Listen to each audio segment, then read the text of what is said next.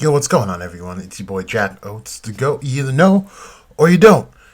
First and foremost, thank you guys so much for your support and tuning in. Definitely don't ask for you guys to subscribe or anything like that anymore. Just hope you enjoy the content. If you don't, just don't even turn it on.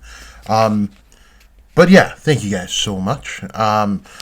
Now, I wanted to. This is going to be kind of split into two parts in this video. So the first part here is just understanding the lore, because I get so many messages every day from a lot of people asking roughly the same questions or questions that can be answered by just understanding the foundation of the lore that I talk about.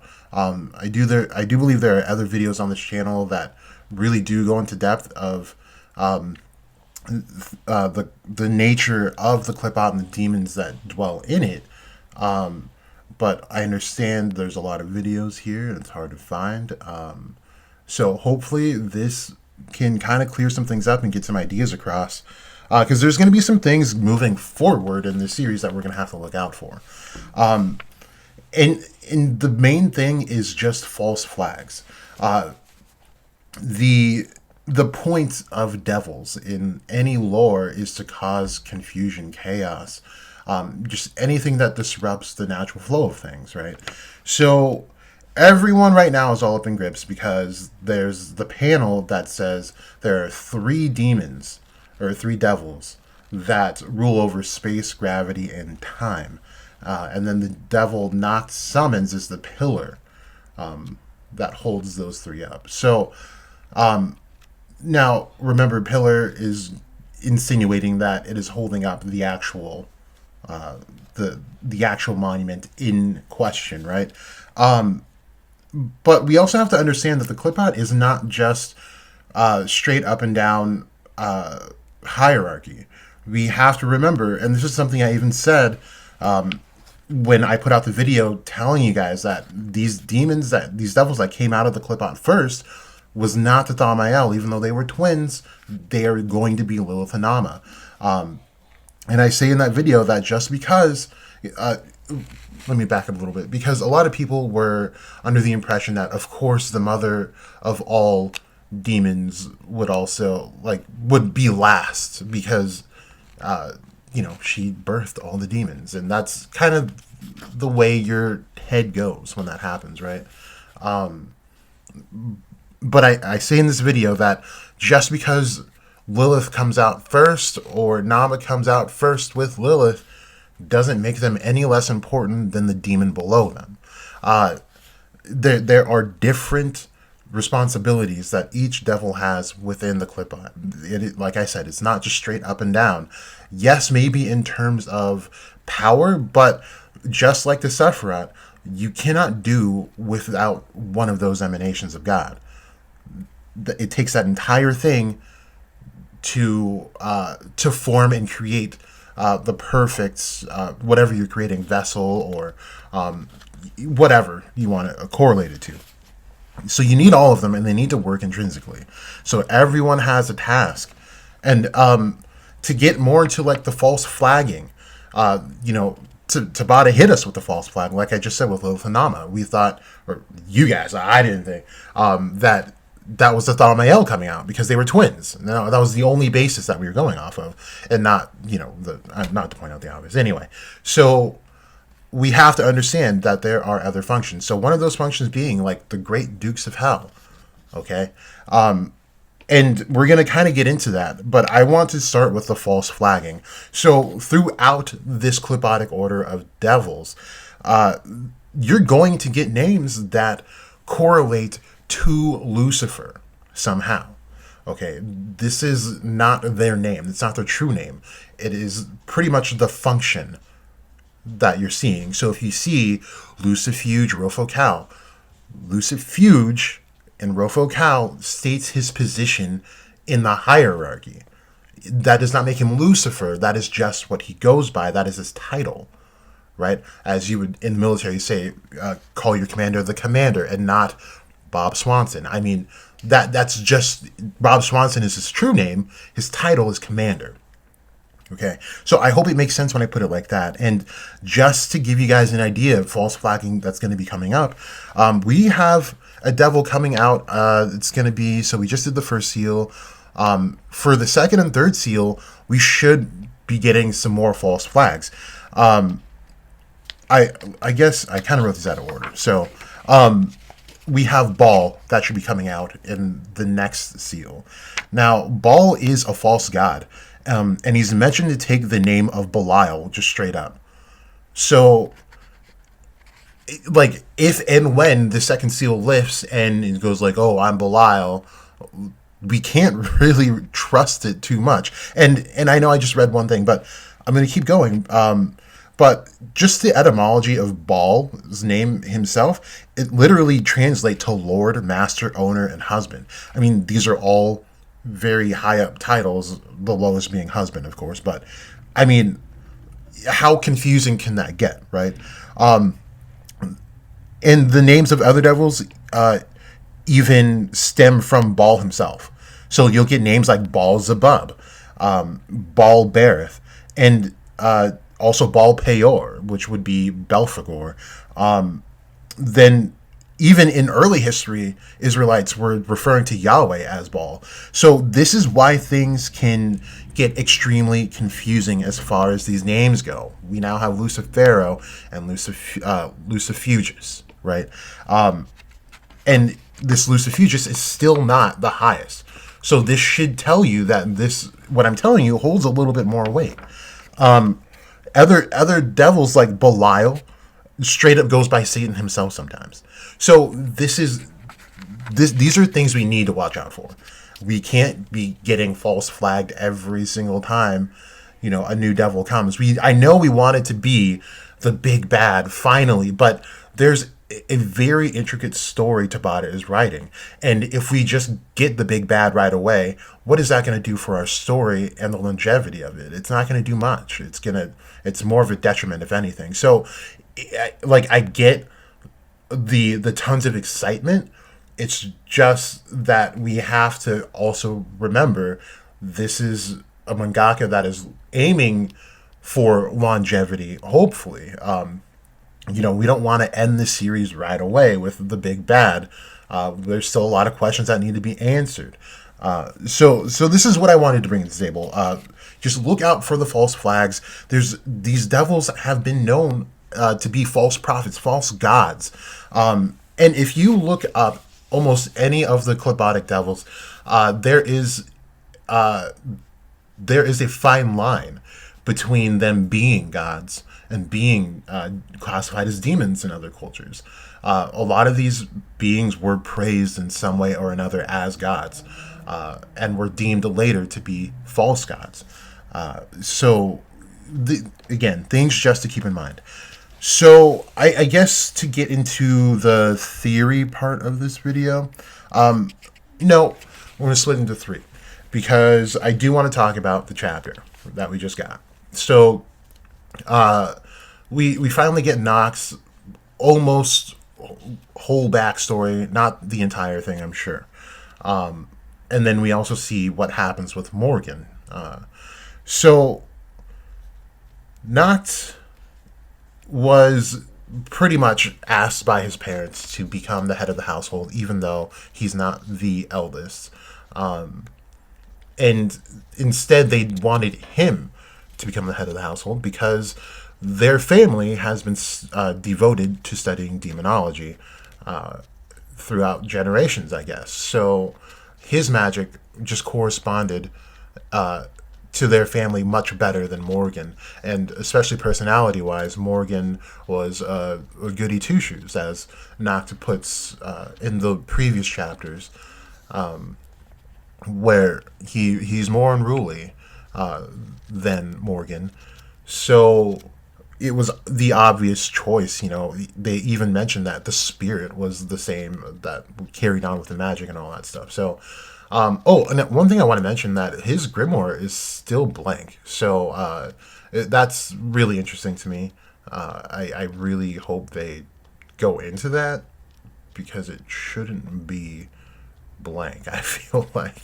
And I'm curious to see Morgan's grimoire, because Knot says that Morgan's magic is light. They do put it in quotation, so I wonder if it's like light that we've seen or different kind of light magic. But I do think that's very interesting that he has light magic to begin with, just being that he's not a part of royalty at all. So yeah, it's kind of strange, but I'm curious to see his grimoire, because of all the light mages that we've seen, with the exception of Augustus, are 4 leaves, and so I'm wondering if Morgan is a 4 leaf, and what that would do in a relationship where you have twins, where one just gets all 4 leaves and the other just gets like nothing. I don't know. It doesn't make sense when I say it like that, but I do wonder, because they still haven't showed Morgan's grimoire, and I'm sure there's a reason behind that. So we will see. But Noct ends up summoning this devil after his father gives him what looks like a bracelet. And that was the relic that they were going to summon this devil through. And the devil was summoned. And its name is Lucifugus, and that's when they go over the whole time, space, gravity, and this is the pillar of that holds up those 3. And then something interesting happens where everyone that was close in proximity starts dying. It looks like there are black flames coming out of their eyes, their mouths, and essentially just wiping them completely away. And then Morgan dives and breaks the relic to cancel the incantation, and the devil goes away upon that. And then we see Morgan on the ground. Now, Morgan doesn't suffer the same wounds as everyone else. He wasn't burning like everyone else was. And when everyone else was burning, he still wasn't. He was pretty well and good, and then it just turns to him all bloodied up. So I do wonder what that was, if it was maybe just implied that he did get the same treatment as everyone else, but it's just weird that it didn't affect his eyes or anything like that when that was consistent throughout everyone.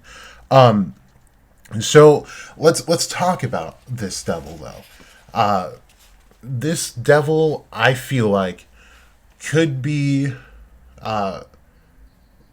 one of 2 beings, and it's not the one. The one that I want it to be is probably the least likely for right now. But the one that I think it signifies is Adremelech or Samael. Actually, there's 3. So the first one being Samael, otherwise known as Adremelech. I hope they go with Adremelech instead of Samael, because Adremelech is so much more ancient sounding. But the reason going for this is that Adremelech is known as the Prince of Satan. See, he actually has a lot of names, and this goes into the false flagging. He's known as the Chancellor of Hell, President of the Senate of the Demons, Supervisor of Satan's Wardrobe, Head of Satan's Belial, and Satan. I mean, this guy he goes by almost everything in the book. And he's the chief of the 10 Clobotic demons. That's what he is known for. So, I mean, it sounds like he definitely has some higher, like some rank on this hierarchy, right? And we know that his functions resemble that of the Christian notion of Satan. So, like I said in the beginning, this can get very confusing very fast, and it's super important to remember these types of things. But yeah, this particular devil, though, is classified as fallen, but he still carries out the will of God, even though he does not reside with God anymore. I was talking to Wizard King Minato the other day, and I mean, this is just the way I put it, is that Samael or Adremelech is just, he's an angel that does angel things but bangs devil women. That's really all he does, because he's responsible for having hordes of children with Lilith and Nama, I believe. It gets really weird and incesty, but yeah, it's kind of weird. So he still carries out that well because he does aim to punish sinners. And so if we look in that room that Nox was in, these are all absolutely sinners, right? Performing forbidden magic and trying to hide it from, the knights and the rest of the kingdom.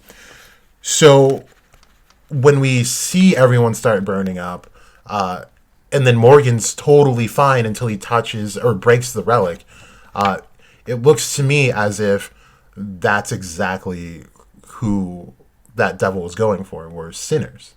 And Morgan might have been just fine. So that's kind of the way I look at it. And just the coup de grace for the Samael theory is that he's also attributed to black flames. So this is very kind of telling that it could be a Gemelec, and I think there is a good chance. Another thing to put onto that is also that we have Lilith and Nama, and I've told you guys before that I think that their halves of their bodies that are just straight up demonic looking come from either Asmodeus and or a Gemelec. And since we do have Nama with black flames, then it's possible that through some kind of breeding ritual of demons, because they can't mate as a normal people would, because that right was taken away from them by God, and dead things cannot produce life naturally. So I believe this look of a potential fusion is the answer to that. And since we have Nama with black flames, I think it is highly likely that this devil is Samael.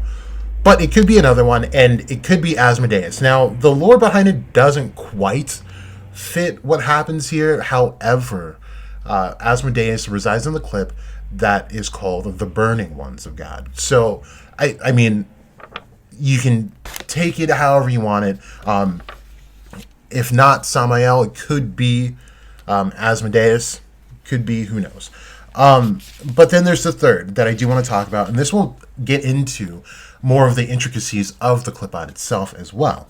So when I first saw the scans, I hit up Roki right away, and I was telling him, like, I bet this is Osteroth right here. And this was the reason for the tweet that I put out where I said, let's not throw away all the information given to us because there's a new shiny chapter.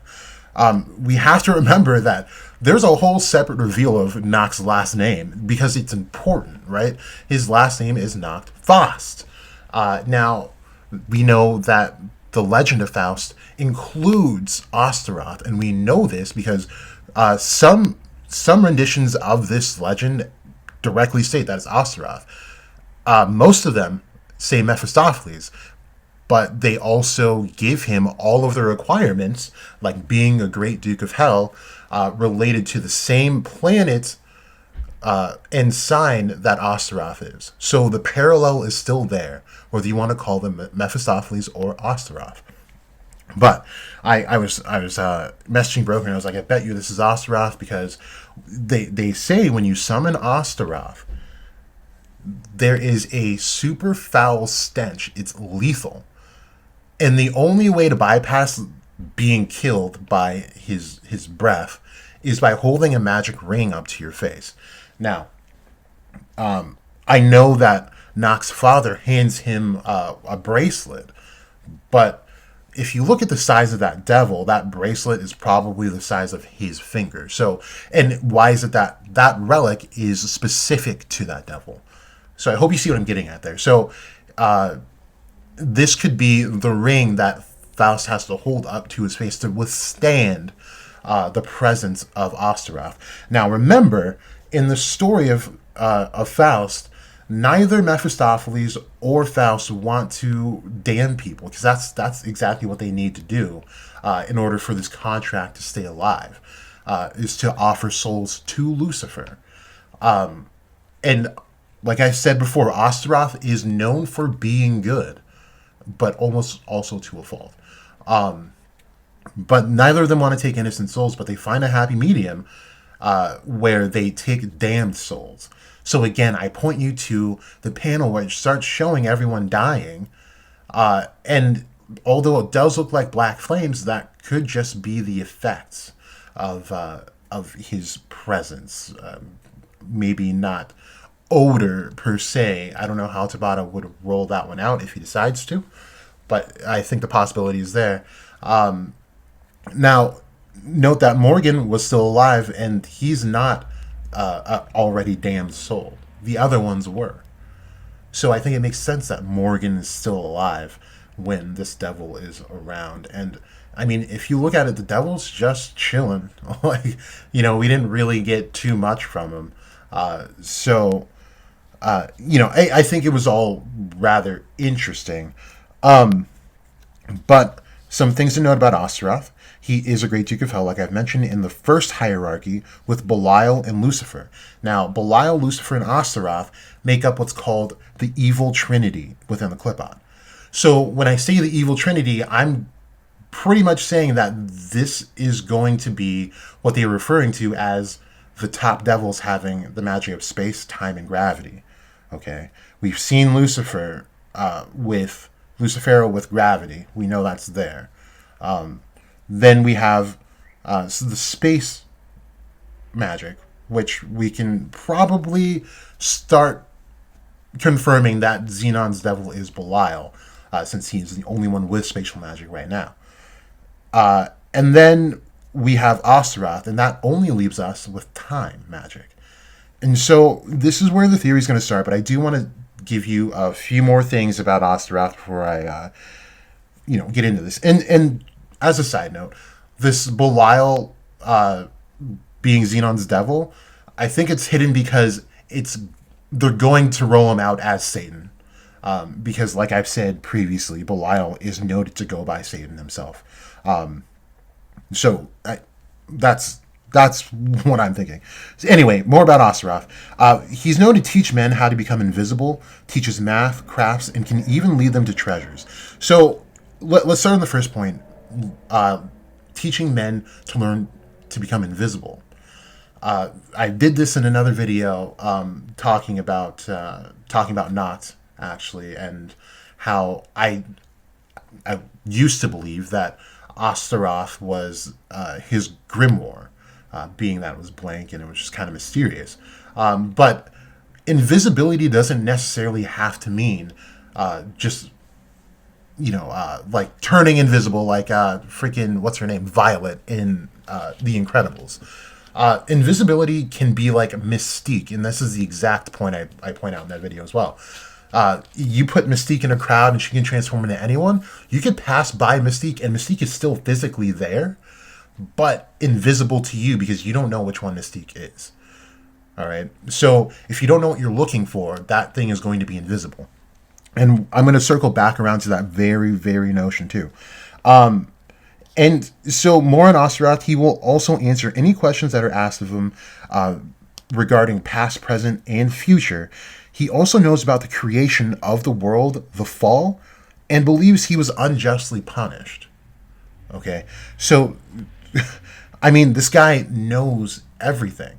And if Astaroth does have time magic, you have to say that this all fits in exactly to what you would think the ultimate time magic would look like, right? You would know everything about just about everything because you control time. You can find out any information that you need at literally any time. Okay? So he also physically, I believe it was physically fits the description of Ball. So that could be another false flag. But these are some important things. So let's go a little bit back because there's now a bunch of people questioning Julius because we just were told that one of those devils control time. And it's like, oh, well, who's the only motherfucker with time in this series? And that's Julius. Now, I've been hinting, and I'm not even hinting. I straight up made like a couple of videos talking about Julius, being sus. The thing is, I don't think Julius is good or bad. We have to take a step back and look at how things play out. So remember that we have like what should be four spirits: earth, wind, fire, water, right? These create a balance. These are the natural flow of things. Time is considered to be the natural flow, right? So if you disrupt any of that, you can change a lot. And this is what's called like the butterfly effect, right? So if something didn't turn out ideally and you go back in time to change that, a simple stroke of your pencil writing the same word but just a slightly different stroke could set off a huge series of events that could ultimately change the outcome in a grand way. So you have to be responsible with time matching. You can't go willy nilly with it, or else the natural flow of things will never can never actually happen, right? So I think Julius is playing in the realm of neutrality right now. And so let's look at Julius and his personality. Julius's personality, he loves finding out new magic. He's all about finding new information. He was hunting for that swallowtail. He had to have been hunting. There's no way he was just taking a stroll, as he says, and finds that. He had to have been looking for it. And that kind of goes into something else, but I'll go back to it. So, and then we know that he can transform into like other people. And this is not something any mage can do. The only other mage that we saw do it was Raya. But for Julius to do it, it doesn't quite make sense. Even if you were to give him extended powers of time, there's nothing that would transform your look unless it was your own physical look through time. And this goes into the whole Astaroth teaching men how to become invisible. Like I said before, invisible does not necessarily mean that you are completely naked to the eye. You can be right there, but I just don't know that old lady is Julius. That's invisibility. So, I think that his yearning for knowledge, and him being able to become invisible, and his magic of time, perfectly put him and Osteroth in this place of, possibly working together. Now, I want to reiterate the fact that Osteroth doesn't consider himself justly punished, which also would mean that he would naturally not align with devils and would likely want to help out, to be good, to possibly even prove to whatever gods there may or may not be that he's not as bad as they made him out to be. Now, to kind of start getting into the crackhead Jack theory, right? If we talk about Julius and we want to relate it to Astaroth, Julius goes on this stroll, finds the swallowtail, right? And before we even do this, go back to the video that says understanding. I think it's understanding everything, or yeah, it should be understanding everything. It's a long video, but I do talk about the inception of the Tree of Life and the Clipot, and how the creation was called the filling of the shells, and then when it hit the fifth Sephiroth, Gevra, they started breaking, and this is what started the inception of the Clipot. So when they tried filling the fifth Sephiroth with light and life, it broke, and that husk fell, that sphere fell, and just became a broken husk that couldn't maintain any life or light. And this started forming the Clipot. And it broke several more times, and of course, getting us to ultimately 10 more emanations that did not reflect God directly. If you look at the swallowtails, these are spheres, and these are spheres that were supposed to be filled with mana, and they had put their light magic into that, Lumiere and Licht, originally, and it ended up being used against them, as we see. And we even see this swallowtail break that Lumiere finds. and and this is so reflective of the inception of the Tree of Life and the Tree of Death as well, by just that swallowtail breaking. Now, just run with me on this because I don't really have much to back on this, but I just shooting thoughts around in my head. I'm thinking, what if these swallowtails were used to hold demons inside or devils inside?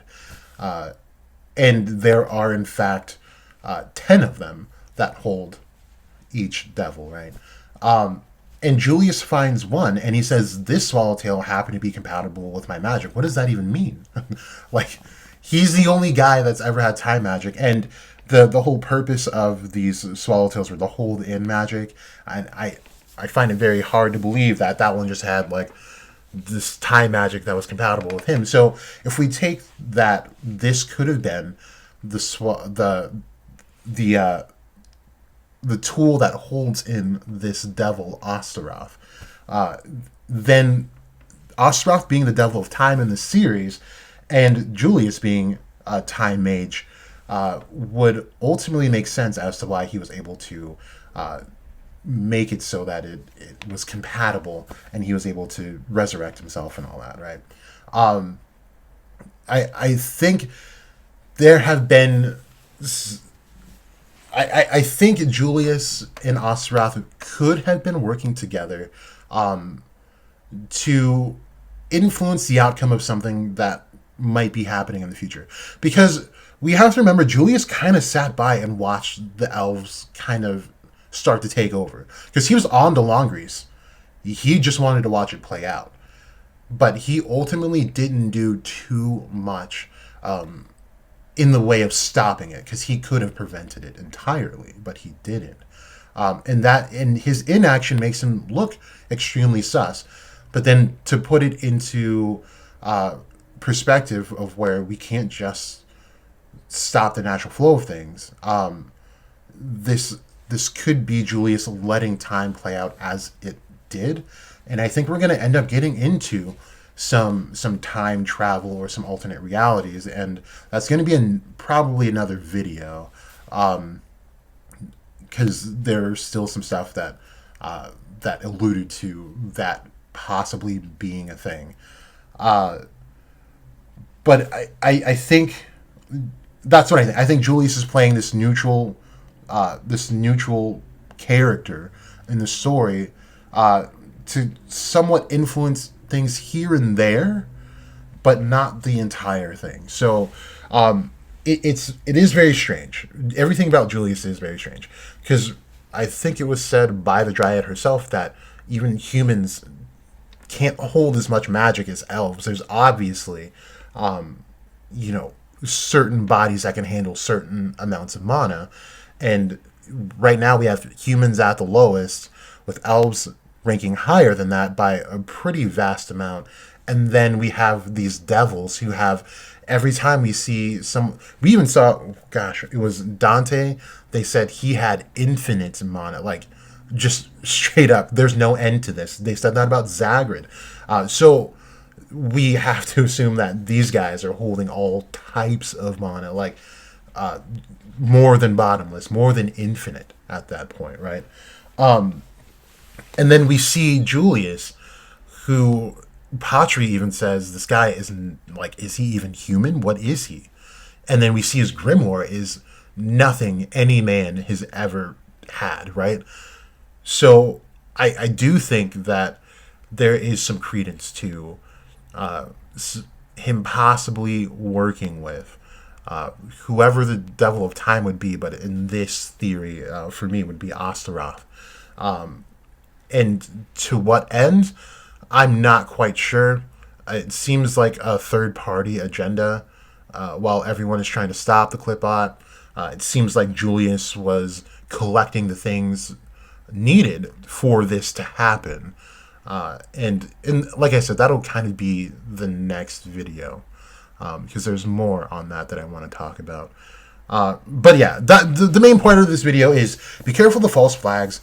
Julius might not be sus. He's not evil, I don't think. And yeah, this chapter was super dope. But again, just make sure you guys aren't just throwing away like straight up lore and the hints that Tabata's been giving you.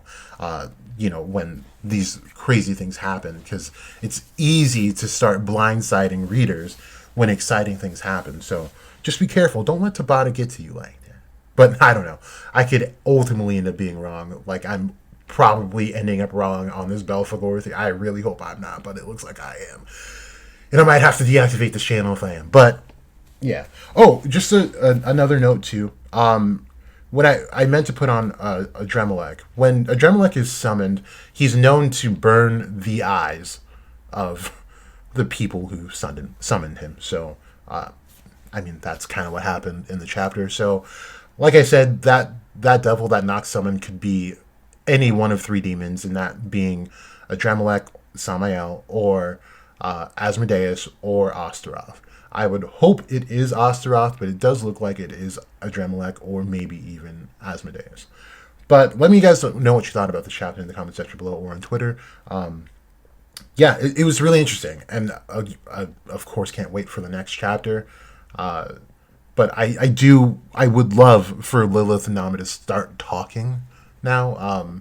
We have some really big things happening, and Tabata is going everywhere right now, and I want to hear, I want to read Lilith and Nama talk about how the spirits, the water spirits, the earth spirits, the wind spirits, and all that came to be, because that's important, and she should know that stuff. Anyway. Thank you guys for tuning in. This has been OATz the Goat. You either know or you don't.